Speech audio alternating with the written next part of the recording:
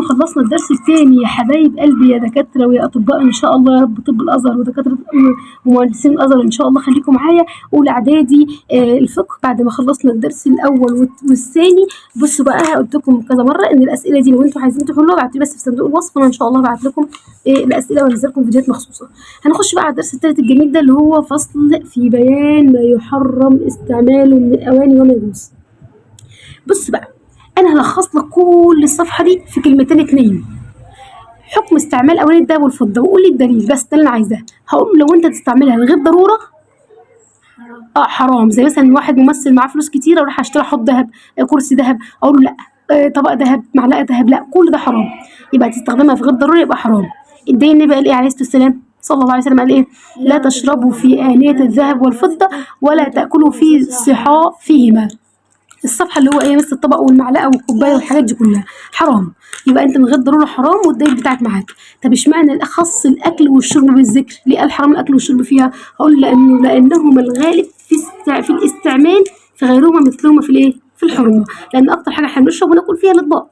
خلاص، فانت ما تجيبش بقى طبق فضه او طبق ذهب وتاكل ايه فيه. طب مس اذا كان هناك في ضروره او حاجه للاستعمال، واحد دلوقتي عايز يركب سنه، اقول له انت طالما عايز تركب سنه والسنه ده عايز تركبها ذهب، الدكتور قال لك مثلا لازم تركبها ذهب عشان ممكن لو ركبتها نوع تاني تضرك، ولا في حاجه انت كده في ضروره، يبقى يجوز ايه؟ اقول له يجوز استخدام الذهب.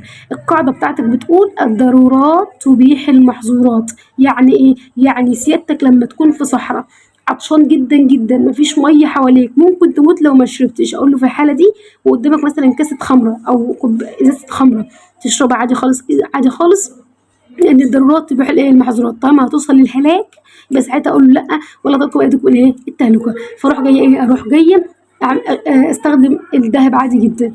تمام، يبقى الذهب بتاعي لو كان في غير ضروره حرام، لو كان في ضروره يجوز. وكده نبقى خلصنا الجزء الاولاني في حاجه بسيطه جدا جدا من الدرس الثالث. استنونا ان شاء الله في الجزء الثاني، انا بقسم اجزاء عشان يكون سهل عليكم. استنونا ان شاء الله في الجزء الثالث من الدرس الثالث فقه اولى اعدادي. طبعا مش عايزه اقول لكم يعني فضلا وليس امرا الدعوه الجميله، ولكم المثل. ما تنسوش اللايك والشير واشتراك في القناه وفعلوا زر الجرس عشان يوصلكم كل جديد. وزي ما قلت لكم ان شاء الله باذن الله اللي طالب الاسئله دي بتاع الدرس الثاني او الدرس الاولاني يبعت لي بس في الكومنتات، وانا ان شاء الله مش هتاخر عنكم يا حبايب قلبي، يا ازهر ويا عام ويا كل طالب وطالبه. اللهم وفقكم كلكم جميعا يا رب العالمين. وكده نبقى خلصنا الدرس الثالث. استنونا ان شاء الله في دروس تانية كتير، النحو والفقه. احبكم في الله، السلام عليكم ورحمه الله وبركاته.